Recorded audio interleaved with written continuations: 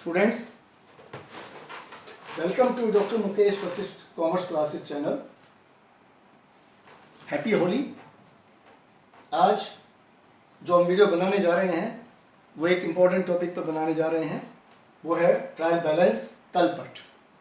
अर्थात तलपट होता क्या है, व्हाट इज ट्रायल बैलेंस। ये एग्जामिनेशन पॉइंट ऑफ व्यू से वेरी वेरी इंपॉर्टेंट टॉपिक, ध्यान से सुनने वाला टॉपिक है। इसका मीनिंग, अर्थ क्या होता है ट्रायल बैलेंस।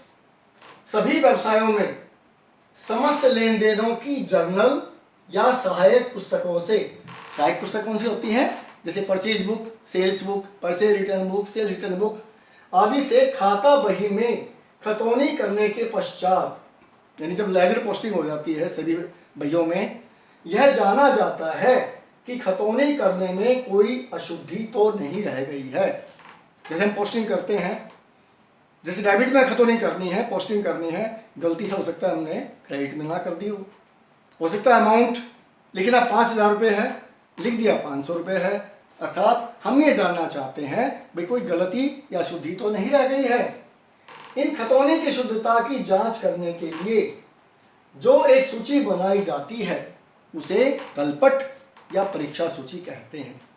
परीक्षा सूची से हम फटाफट ये जान सकते हैं भाई कोई अशुद्धि तो नहीं रह गई है। इस सूची में खाता बही में खोले गए सभी खातों के शेष लिखे जाते हैं। अर्थात डेबिट शेष और क्रेडिट शेष दोनों साइड में लिखे जाते हैं। जिसका डेबिट शेष होगा वो डेबिट के खाने में लिखा जाता है, और जो क्रेडिट से होगा, जिस खाते का क्रेडिट शेष होगा वो क्रेडिट के खाने में लिखा जाता है। जिन खातों के डेबिट शेष होते हैं उन्हें तलपट के डेबिट खाने में, तथा जिन खातों के क्रेडिट शेष होते हैं उन्हें तलपट के क्रेडिट खाने में लिखा जाता है। यदि तलपट के डेबिट तथा क्रेडिट खाने का जोड़, ये रहा, ये डेबिट खाने का जोड़, ये क्रेडिट खाने का जोड़, अगर ये दोनों जोड़ बराबर हो जाते हैं, इसका मतलब क्या होता है, इससे ये पता चल जाता है कि सभी खतौनियां ठीक की गई हैं और अंक गणितीय शुद्धता की दृष्टि से ठीक है। ये हमारा ट्रायल बैलेंस का परफॉर्मा है।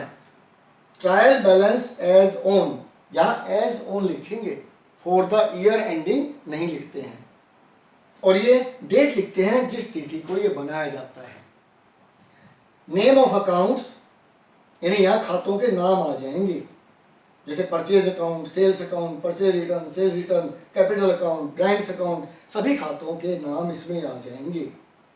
यहाँ लेजर फोलियो के, यानी जिस लेजर के पेज नंबर से हमने ये खातों के शेष उतारे हैं या लिखे हैं उनके पेज नंबर आ जाते हैं। फिर जिस खाते का डेबिट शेष होता है उसको डेबिट के खाने में लिखेंगे, और जिस खाते का क्रेडिट शेष होता है या क्रेडिट के खाने में लिखते हैं। फिर दोनों शेषों का जोड़ करते हैं। यदि दोनों जोड़ बराबर हो जाते हैं, इसका मतलब ये अंक गणितीय शुद्धता की दृष्टि से तलपट हमारा ठीक है, हमने खतौनी सही ढंग से की है। अब अगले पॉइंट पर आते हैं, तलपट की विशेषताएं। तलपट की खासियत क्या है, हमें किन किन बातों का पता चलता है तलपट से। सबसे पहला जो विशेषता है वो है, यह खाता बही के सभी खातों तथा रोकड़ बही के शेष की सूची है। सब खातों के शेष आ जाते हैं, रोकड़ बही के शेष भी आ जाएंगे। फिर यह केवल विवरण है, खाता नहीं है। ये तो एक स्टेटमेंट बनाते हैं, विवरण को खाता इन्हें अकाउंट नहीं है।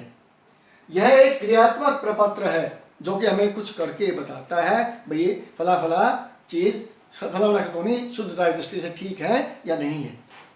नंबर 4 विशेषता, यह लेखांकन अवधि के दौरान कभी भी तैयार कर सकते हैं। 1 महीने के बाद कर सकते हैं, 3 महीने के बाद कर सकते हैं, 6 महीने के बाद कर सकते हैं, पूरे साल के बाद कर सकते हैं। यह एक निश्चित तिथि को बनाया जाता है, न कि किसी अवधि के लिए। जैसे हमने 15 जुलाई को बना लिया, 15 अगस्त को बना लिया, 30 जून को बना लिया, यानी कोई विशेष तिथि, अवधि नहीं, जैसे 2019-20 के लिए, 2020-21 के लिए नहीं। नंबर 6 विशेषता क्या है, ये खाता बही की गणितीय शुद्धता की जांच के लिए बनाया जाता है तलपट। 7वीं विशेषता क्या है, यदि तलपट के दोनों पक्षों अर्थात डेबिट और क्रेडिट पक्षों का योग समान होता है यदि कोई अशुद्धि न रह गई हो। यदि कोई अशुद्धि रह गई हो तो दोनों का समान योग नहीं होगा, जोड़ समान नहीं होगा, नहीं तो जोड़ समान होता है। इसका मतलब हमारे खाते अंक गणितीय शुद्धता की दृष्टि से बिल्कुल ठीक बनाए गए हैं। अब तलपट बनाते समय क्या क्या बातें ध्यान रखने योग्य हैं वो सभी स्टूडेंट्स को जाननी जरूरी है। सभी स्टूडेंट्स को जाननी जरूरी है।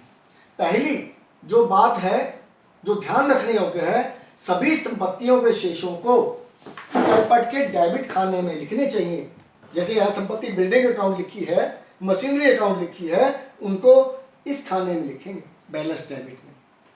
सभी दायित्वों के शेषों को तलपट के क्रेडिट खाने में लिखने चाहिए।